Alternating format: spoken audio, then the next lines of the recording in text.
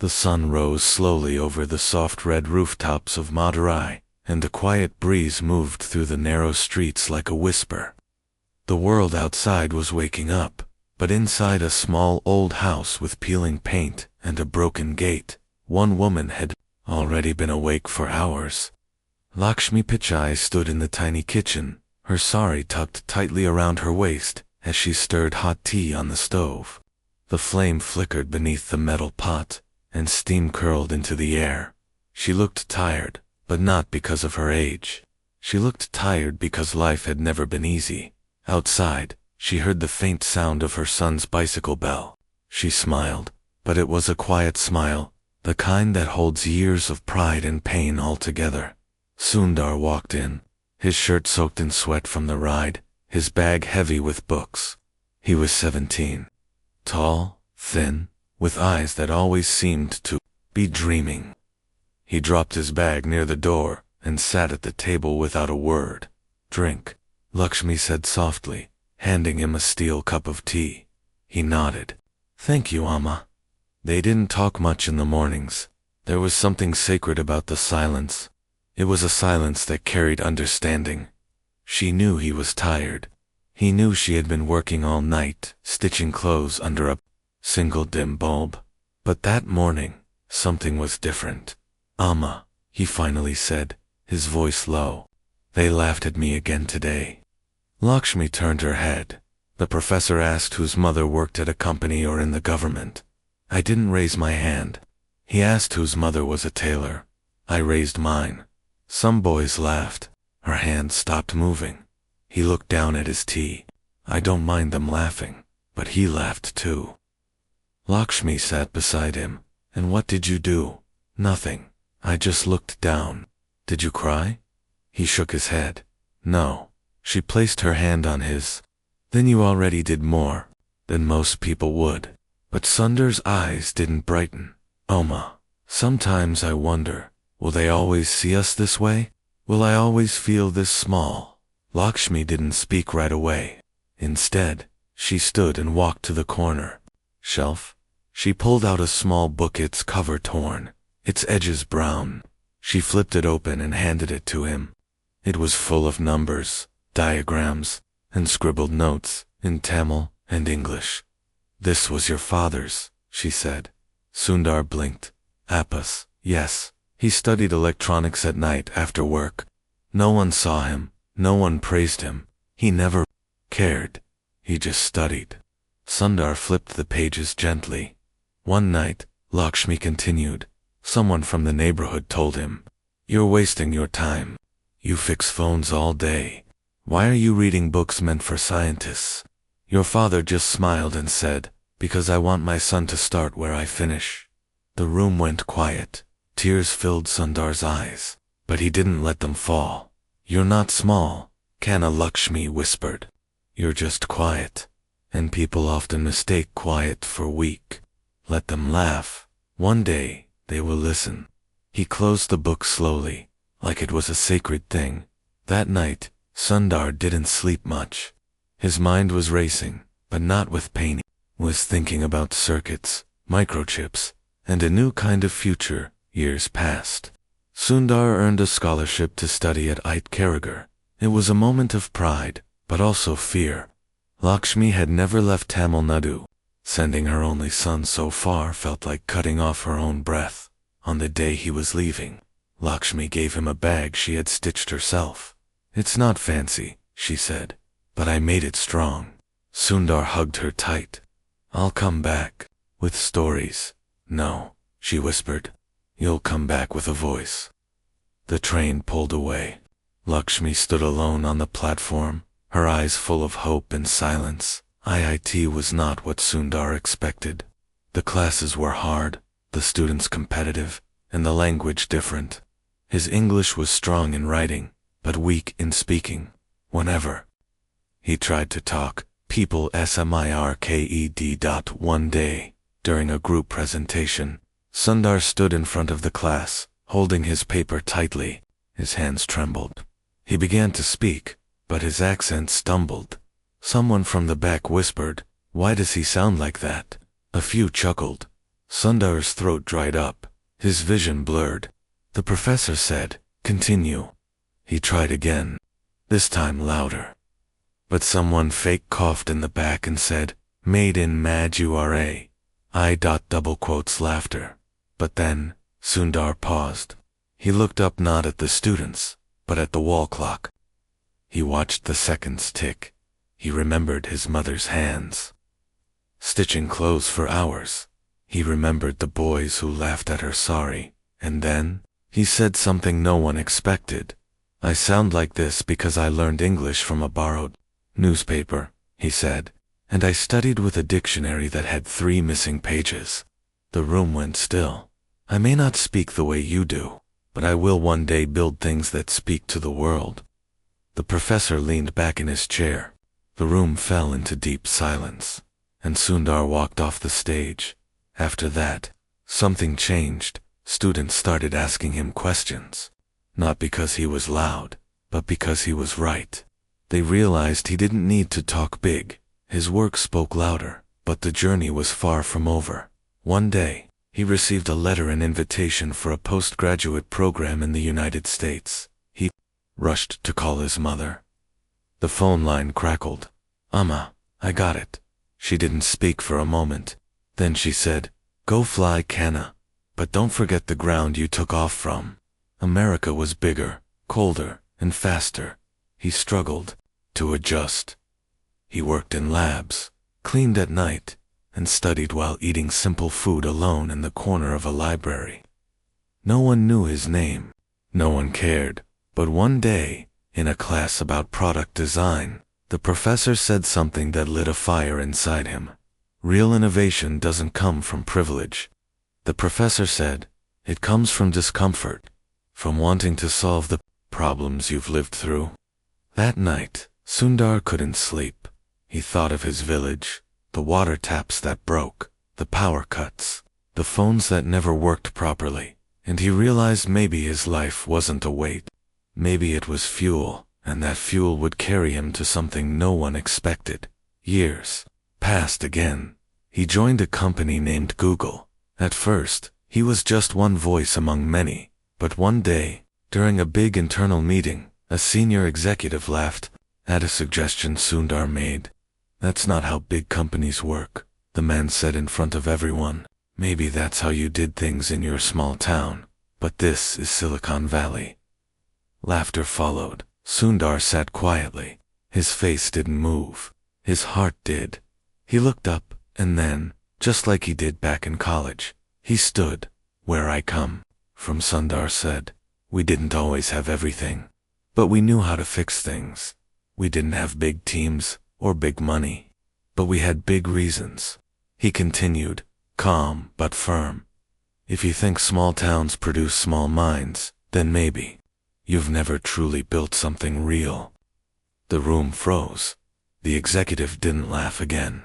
And from that day, people listened when Sundar spoke, because they finally heard not just a man, but his story.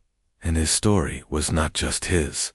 It belonged to every quiet boy who was laughed at, every mother who stitched dreams into fabric, every voice that was once silent, but not anymore.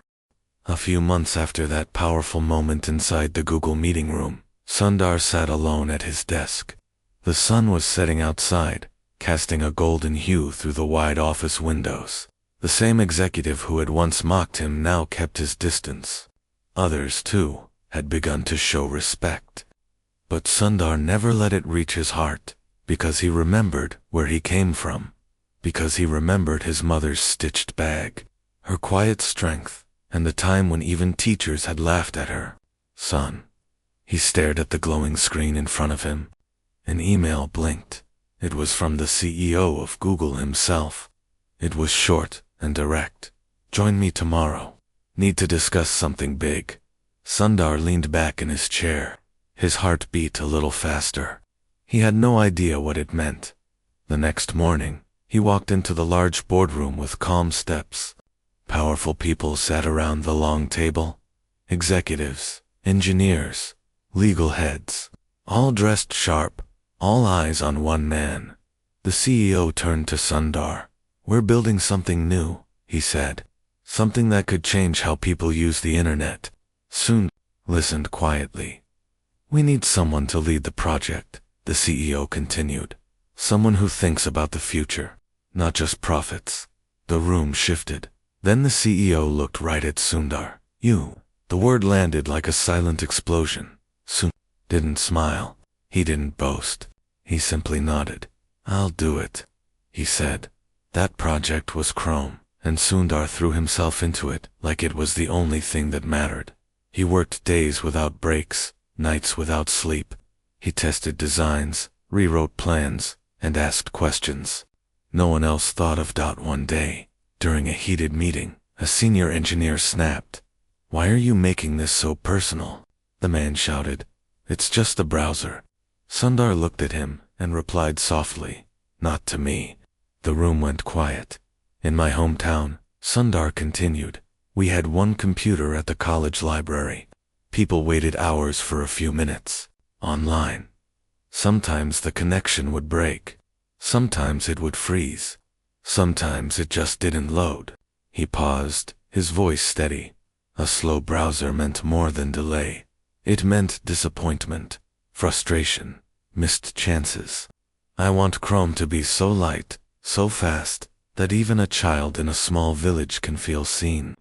No one argued after that. As Chrome neared launch, Sundar flew home to India for the first time in years. He stepped off the plane wearing a simple shirt and pants. No suit, no guards, just himself. Outside the airport, Lakshmi stood quietly, waiting. When she saw him, her face lit up. But she didn't run. She didn't cry.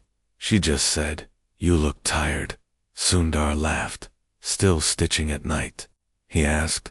Still drinking too much tea? She replied. They smiled. Years melted between them. Back at the house, nothing had changed. The walls were still cracked.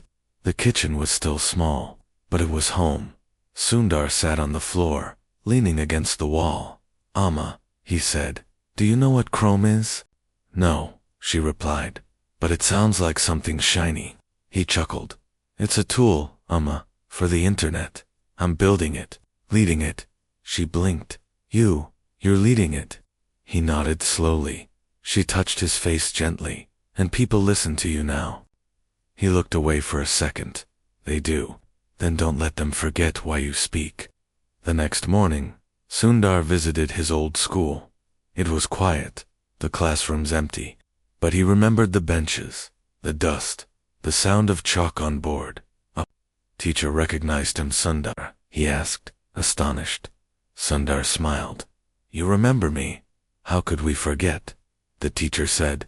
You were always quiet or invisible. Sundar asked, not accusingly, but with a touch of truth. The teacher lowered his eyes. You're doing well now. That's all that matters. Sundar nodded, but he didn't smile, because part of him still carried the echo of laughter, and not. All wounds heal. Back at Google, Chrome launched. The numbers were massive. People in cities and villages alike began using it. It spread like fire. It became more than software, it became a bridge. But with success came pressure. Reporters wanted interviews, executives wanted data, investors wanted money, and in the middle of it all, Sundar stood still, until one day, something unexpected happened. It was a global tech summit in San Francisco, a room filled with powerful people, CEOs, founders, influencers. Sundar was invited to speak, but right before he went on stage, a young intern ran up to him, panic in her eyes. Sir, someone on the panel made a joke about you. It's not kind. He paused.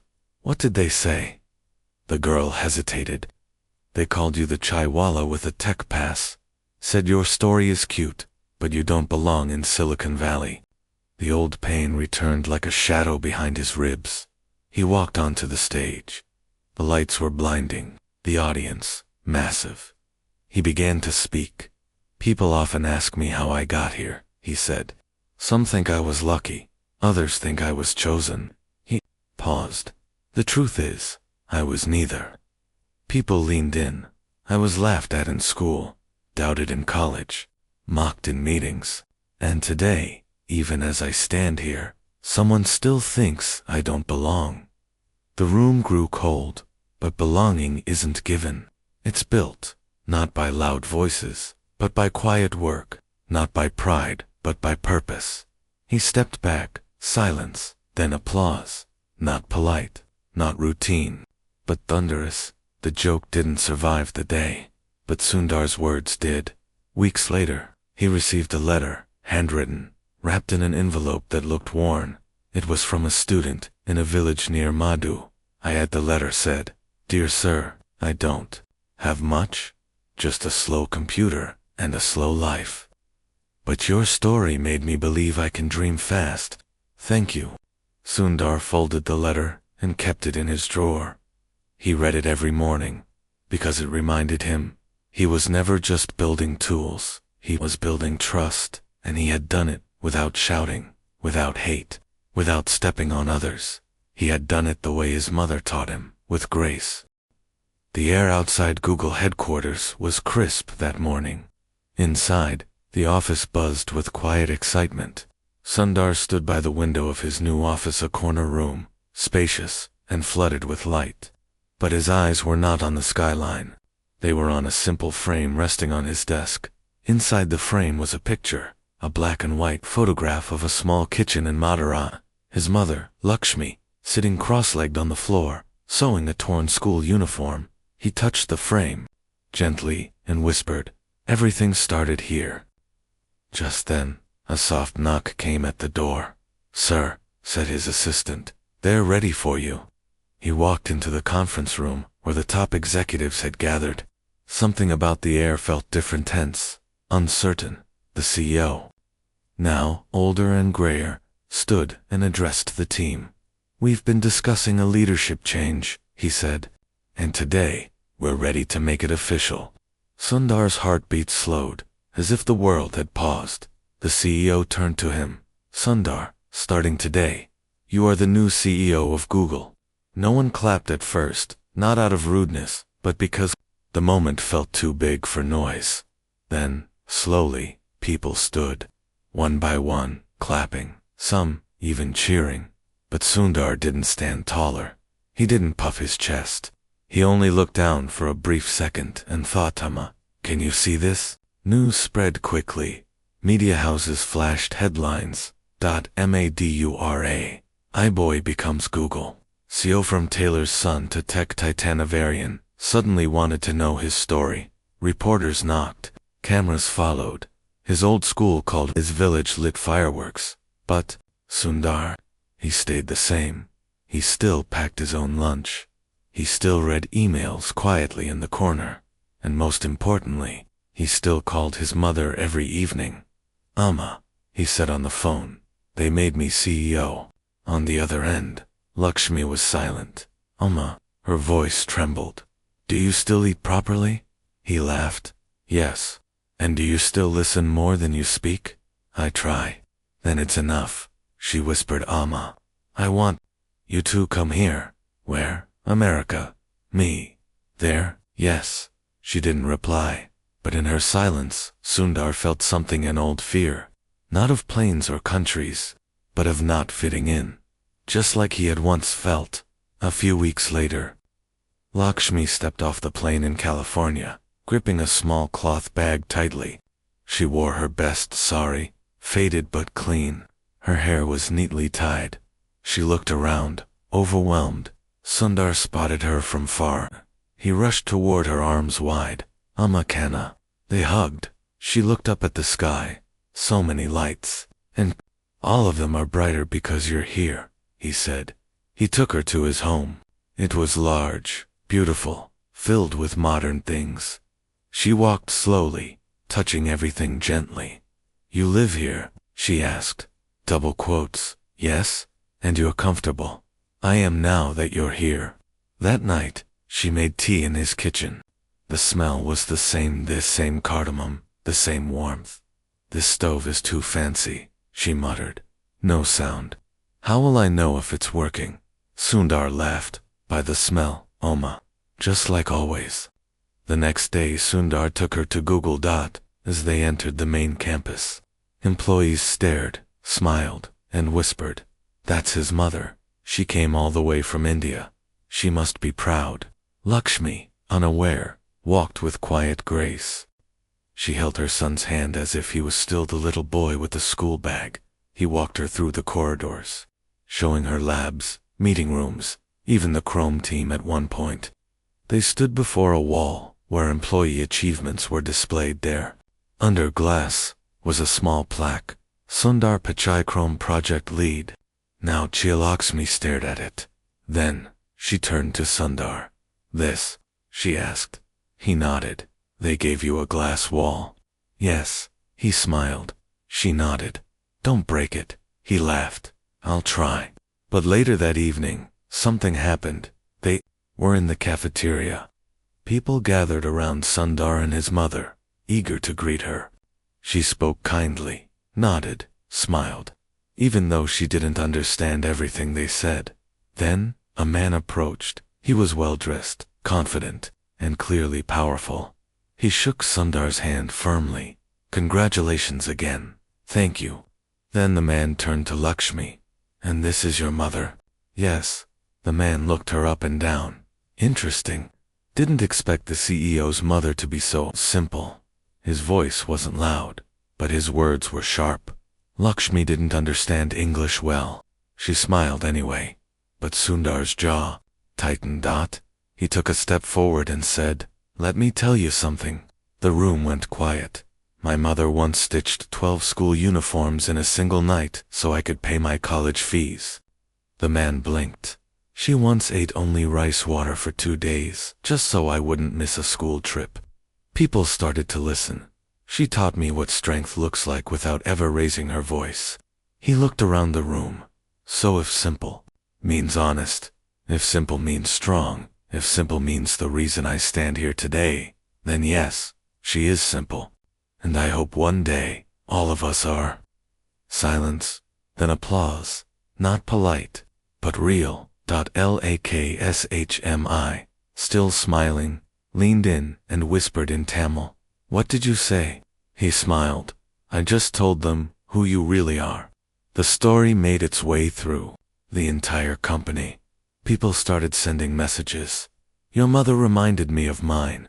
Thank you for showing us what respect really means." And then, one message stood out. It was from the same intern who once told Sundar about the cruel joke at the summit. She wrote, "Sir, I watched that moment in the cafeteria. I always believed success meant changing who you are. But today, you proved we can rise without losing our roots. Thank you." Sundar read the message and stared out the window. Outside, the world kept moving fast, but inside him, something felt still. He thought again of mad, of the broken gate, of the steel cup, of tea, and the woman who never stopped believing in him even when the world laughed. The morning after the cafeteria moment, Lakshmi stood near the window of Sundar's home, holding her tea in both hands. The California sky stretched wide and blue, so different from Madurai's cloudy mornings. She looked calm, but inside her, waves of memory stirred. Sundar entered the room with a notebook in his hand. "Amma," he said gently, "I have something to show you." She turned. He opened the notebook and showed her a sketch. "This is a school, a new kind, for small villages." She raised her eyebrows. "A school, yes," he said, "but not just for children, for mothers too, for people like you, who gave everything, but never had the time to learn for themselves." She blinked slowly, lips parting. "We'll call it Project Calvi," Sundar continued. "Which means, education. It will start in Madurai." Lakshmi placed her cup down. "Kanna, are you serious?" "Yes. It's time I give something back. Not just to the world, but to the people who raised me." A few weeks later, Sundar stood on a small stage back in Madurai. The crowd was not large. No cameras, no reporters. Just villagers, teachers, children, and elders. Beside him stood Lakshmi, her sari flapping in the wind. This land, Sundar said, was once a place where my dreams felt too big. But today, we're planting new dreams here. A young girl stepped forward, holding a small chalkboard. She looked shy. Sundar knelt before her. "What's your name?" he asked. "Mala," she whispered. "And what do you want to become?" She looked around nervously. "A scientist." He smiled. "Good. Then this place belongs to you." As the school project moved forward, something else happened at Google.a crisis.a. Major internal system had failed, affecting millions of users around the world. Top executives rushed to manage the fallout. Engineers worked all night. Meetings were called. In the middle of all this, one senior executive made a comment during a video call. Maybe the CEO should stop building schools and start fixing servers. Everyone on the call heard it. No one laughed. Sundar didn't react. He just said, "Let's talk in person tomorrow." The next morning, Sundar entered the boardroom. People were waiting, nervous, tense. He placed his phone on the table, switched off. "I heard the comment," he said calmly, "and I won't ignore it." The room froze. He continued, "Helping people and leading a company are not two different things. They are the same thing. A company without heart is just a machine, and machines don't inspire." He looked at the executive. "You think fixing servers is leadership? I think fixing systems is, and that includes systems that fail our communities." Silence. Project Calvi doesn't distract me. It drives me, because when you lift people, they lift the world. He stood up, ready to leave. Then he paused. Double quotes also. He added gently, "The servers were fixed 4 hours ago." Outside the room, employees clapped, not loudly, but meaningfully, and later that day, a new message was pinned on the company's internal board. It read, "Kindness is not weakness. Humility is not silence. Grace is not inaction. Signed, your CEO." Meanwhile, Lakshmi stayed a few more weeks in California. She visited schools, joined a class on basic English, helped cook food for Sundar's team. But one day, she came to him and said, "Kanna, it's time." "Time for what?" "Time for me to go home." He frowned. "Why, Oma?" "Because home needs me." He looked at her, heart heavy. "I can bring home here, Oma." She smiled. "But I want to take your story back there. I want to sit with other mothers and tell them what their sons can become." He didn't argue. He only nodded at the airport. He hugged her tightly. "Will you be okay?" he asked. "I raised you," she said. "Of course I'll be okay." And she boarded the plane. Back at work, Sundar started mentoring new voices. One day, a young engineer asked him, "Sir, how do you stay calm when people insult you?" He paused. Then he said, "Because my mother taught me that the moment you answer hate with hate, you become smaller. But if you answer with grace, you grow. And if you keep growing, their words can't reach you anymore." The young man nodded. "But doesn't it hurt?" Sundar looked away for a moment. "Sometimes," he said. "But then I remember the woman who stitched in silence and never asked for applause. And I remind myself my job is not to be liked. My job is to lead." One evening, as he sat alone, he received a voice message on his phone. It was from Lakshmi. She had recorded it in Tamil, with someone's help translating at the end. Her voice said, "Kanna, today I sat with 10 women in our neighborhood. They listened as I told them how you used to study by candlelight. They cried when I spoke of your first bicycle, and they laughed when I told them you once burned rice while trying to make lunch." The message continued. "They asked, 'How did your son go from here to there?' And I said, 'Because he never stopped being here.'" Sundar smiled, then leaned back, eyes closed. Because in that simple message, he heard what no boardroom could teach. He heard the purpose behind all the power. A few days later, Sundar visited a small tech event hosted for rural students. He wore no suit, no title badge, just a plain shirt and an old watch. As he walked onto the small stage, a student raised his hand. "Sir," the boy asked, "do you ever feel not good enough?" Sundar didn't answer right away. Then he said, "Every day." The boy blinked, surprised. "But you're the CEO." "Titles don't erase memory," Sundar said. "I still remember being laughed at, being rejected, being invisible." The room went silent.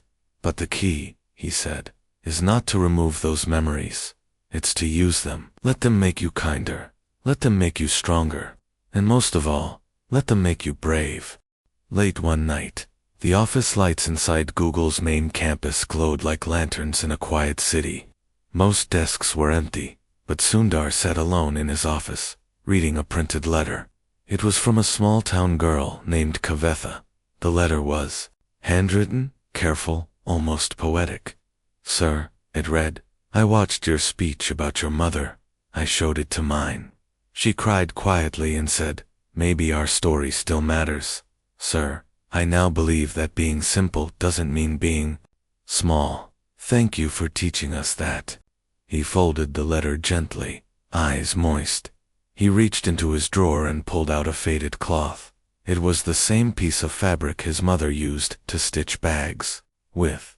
He kept it not because of nostalgia, but because it reminded him of what built him: threads, effort, silence, strength. Then his phone buzzed. A new email. Subject: Invitation to Global Leadership Summit Guest of Honor. Sundar Pichai sighed softly. He never sought fame, but he knew some stages were not for praise, they were for the unheard. Days later, Sundar stood backstage at one of the biggest international events of the year. World leaders, innovators, and changemakers had gathered.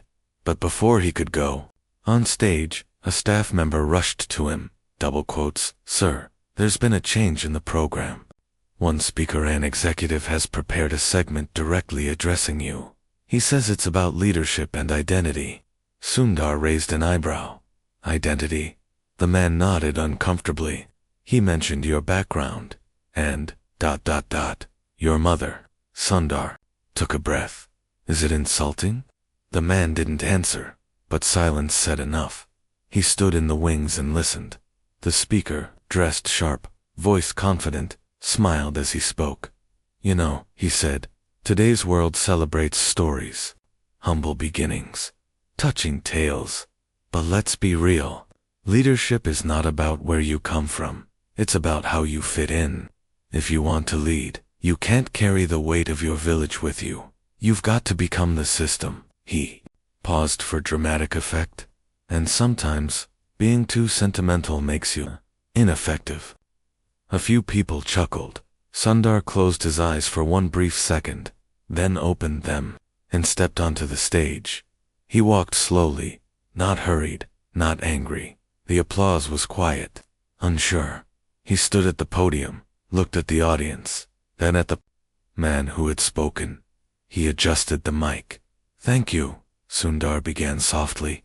"Thank you for reminding us how easy it is to forget where we started." He scanned the room.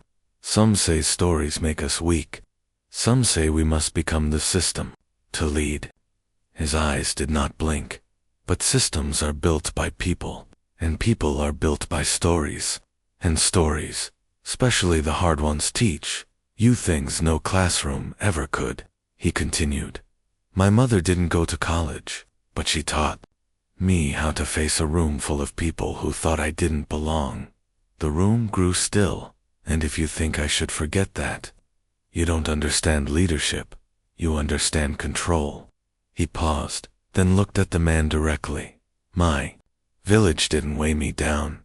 It carried me, and it will continue to." A moment of silence, then a single clap, then more, until the room filled with genuine applause. After the event, many approached him. "Thank you for saying that. You gave us courage. You spoke for all of us." But Sundar didn't feel victorious. He felt responsible, because each time he spoke, it wasn't about ego, it was about echo, making sure someone, somewhere, who once felt small, now felt seen. A few days later, Lakshmi called him. Kanna, you're all over the news again. He laughed. What did I do this time? You spoke about me. I always do, Oma. She was quiet for a second. I don't always understand the big English words, but when I see your eyes in those videos, I know what you mean. He smiled. Amma, I'm planning something new, not just for students this time, for parents, for older people. Free online classes, technology, language, health tips, whatever they need. Will it reach Madurai? She asked. Madurai will be the first, he said. Soon, a new branch of Project Calvi was born. Calvi Plus this time. The classrooms were in temples, libraries, and even under trees. Sundar funded laptops, internet hubs, and solar lights for remote areas. And every class began with one simple rule. Never feel ashamed of how late you start. Feel proud that you started at all. One day he visited one such center there. He saw a woman in her 60s, trying to learn how to use a smartphone. Her fingers trembled as she typed. Sundar sat beside her. Can I help? She looked up, surprised. You? He nodded. She smiled. My son talks about you. Says you changed the internet. But I told him, what's the point if I still don't know how to use it?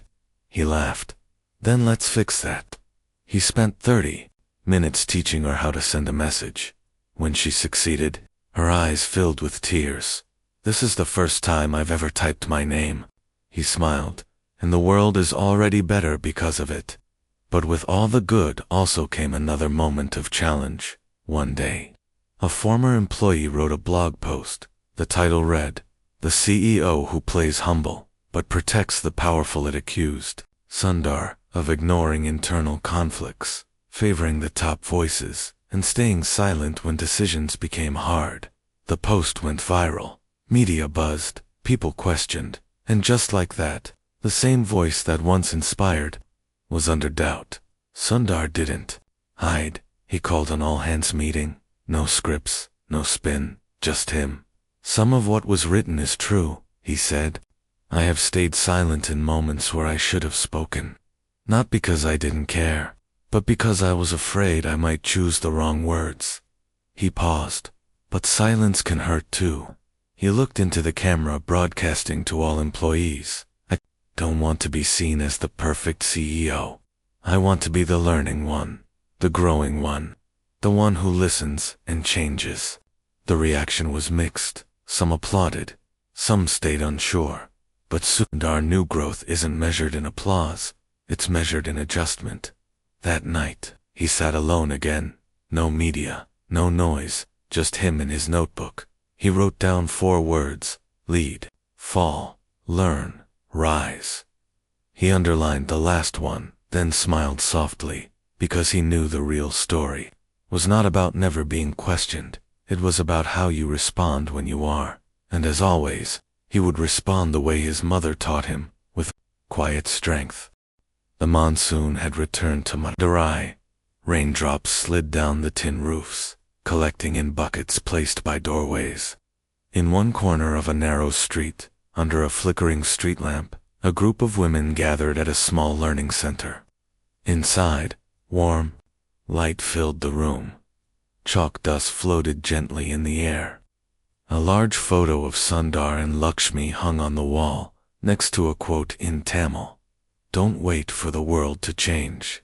Become the reason it does. Lakshmi sat among them, helping one woman read a medicine label, helping another send a voice message to her daughter in the city. She was not famous. She didn't want to be. But the quiet pride in her eyes glowed like a lantern in the dark dot across the world. In a brightly lit office in California, Sundar stood before his team. He was preparing for another global event. But this one was different. For the first time, he wouldn't just be talking about innovation or future trends. He would talk about what happens when you carry your roots into the sky and still remember the soil beneath your feet. Ready? Someone asked. He nodded. The event was called Voices of the Unseen. People from all backgrounds, villagers, refugees, Teachers, single mothers, differently abled students had been invited, not to listen, but to speak, when it was Sundar's turn. He walked up slowly, wearing a simple gray shirt and a pair of old brown shoes. He held no paper, no laptop, just his hands folded in front of him. He looked around the room, then began. I was once told that stories make us weak, that we must be hard to lead, sharp to win, fast to stay ahead. He paused. But what if the world is wrong about that? Eyes widened. What if the softest voice is the one that carries the furthest? What if the quietest strength is the one that lasts the longest?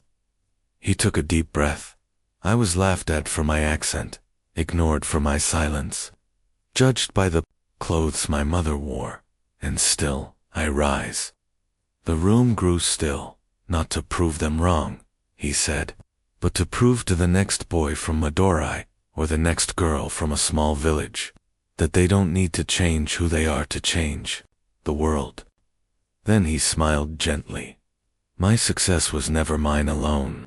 It belonged to the woman who skipped meals so I could learn. It belonged to the old tailor shop where dreams were sewn into old fabric. It belonged to everyone who chose kindness even when the world chose pride. As he left the stage, a young woman stopped him. She wore a headscarf, her hands trembling slightly. Sir, she said, your story. It made me believe again. Believe in what? He asked kindly. Believe that maybe my voice matters too. He smiled. It does. It always has. The months that followed were some of the most important in Sundar's life. He expanded Calvi Plus across Asia, Africa, and South America. Every school had the same mural on the wall, Lakshmi's smile, and Sundar's words in simple handwriting. Never let anyone make you feel small for where you started. He also started an internal change at Google, introducing a program where every executive had to spend one full day every month listening to entry-level employees without speaking. Listen first, he said. You can't lead someone you refuse to hear. Some resisted at first, but slowly.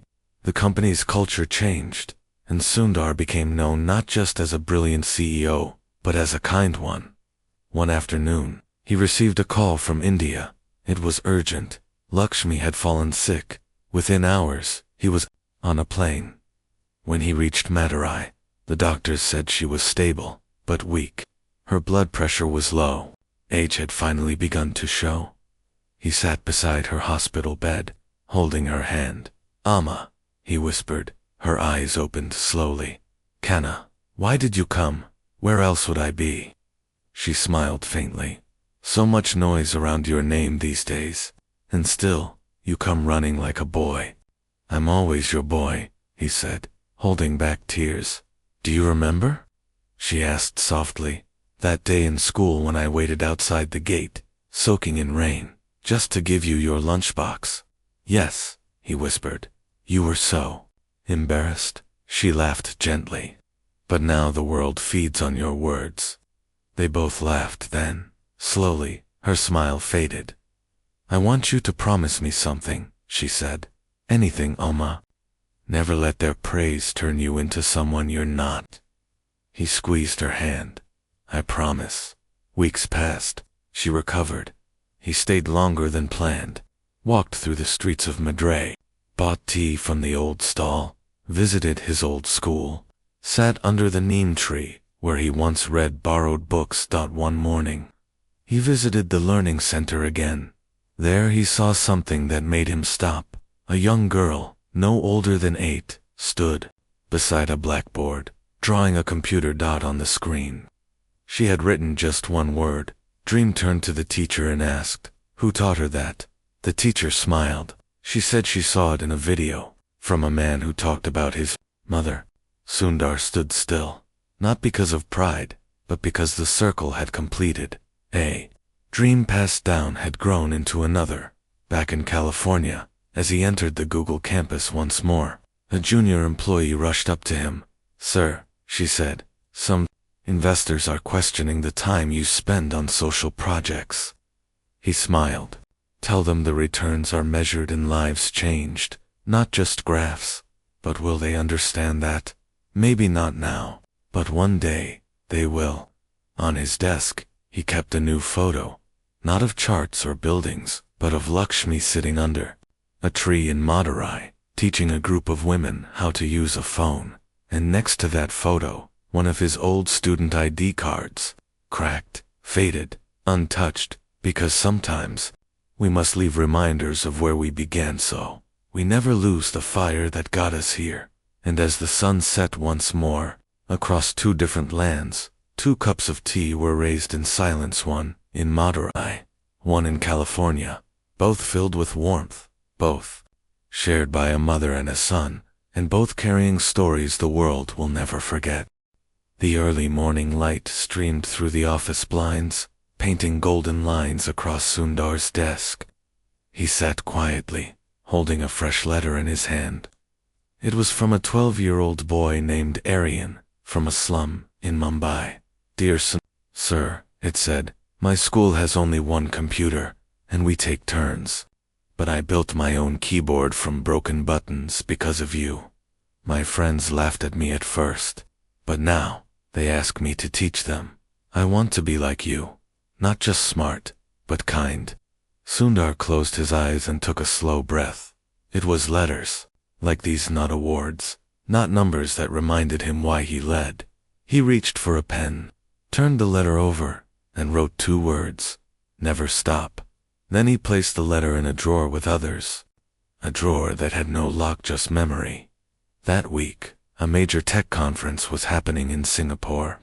Sundar was invited, not just as a speaker, but as a recipient of a Lifetime Achievement Award.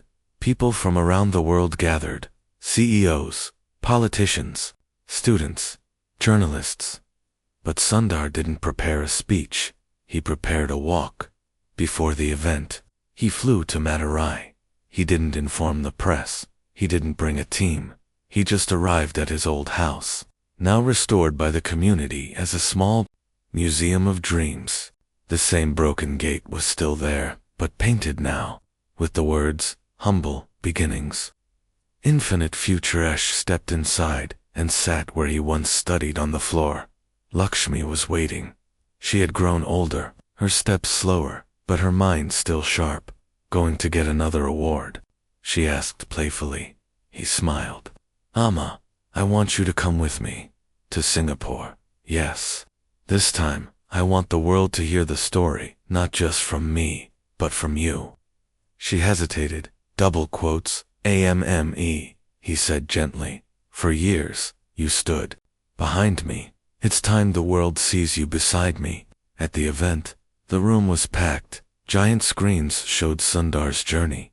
The host said, "Before we invite Mr. Pichai, we want to share something." The lights dimmed. A video began. It showed images of Madurai, of young Sundar, of Lakshmi stitching by a dim light. It showed his first trip to America, his quiet rise, and most of all it showed the words he had said across the years. "Kindness is not weakness. Don't erase your roots, grow from them. Silence can be powerful when it stands for something." And then came the final clip, Sundar, holding his mother's hand, walking through the Google campus. The crowd stood up before he even reached the stage. He stepped onto the platform, not alone, but with Lakshmi beside him. People cheered, some cried, and Lakshmi, shy but smiling, waved gently. Sundar stepped to the mic. "Thank you," he began, "not for the award, but for listening." He looked around the room. "When I was a boy, I was once told I didn't belong in the world of big voices. But today, I stand here not because I shouted louder, but because I kept walking when it was hardest to speak." He placed his hand over his heart. "My mother never taught me to fight back with anger. She taught me to rise with dignity." He turned to her. "This story is hers." He turned back to the audience. "And it now belongs to all of you." The room exploded with applause, but Sundar only bowed his head humbly. Later that night, in the hotel room, Lakshmi looked out the window at the Singapore skyline. "So many lights," she said. "Yes, Sundar replied.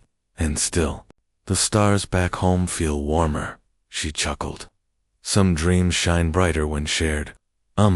He said softly, do you know you've changed lives without ever knowing it? She turned to him. I only raised my son, and that changed everything, he whispered, back in California. Sundar made one final change at Google before taking a break. He created a new platform called StoryCode. It wasn't about profit, it was about people, a global space where anyone, student, parent, refugee, farmer could share their story, their struggle, their idea. Within weeks, millions joined because someone finally gave them permission to be heard, and they knew the platform wasn't created by a machine. It was created by a boy from Madurai who once had no voice. 5 years later, Sundar quietly stepped down as CEO. He didn't hold a big press event. He just sent out a message. Thank you for listening to me all these years. Now it's time to listen to the next voice that rises from silence. He returned to India for good, built learning centers in villages, taught under the same tree he once sat under. People from all over visited him not for pictures, but for perspective, and each time they asked him, how did you do it? He replied, by never believing them when they said I was too small. One evening, Sundar sat by Lakshmi in their courtyard. Fireflies danced in the dark. Kana, she said, you never answered those who mocked you. No, he said, because I didn't need to. Why not? He looked at her. Because they stopped talking and started listening. She smiled. And what do you want the world to remember you for? He paused, then said, not for changing the world, but for reminding it to feel.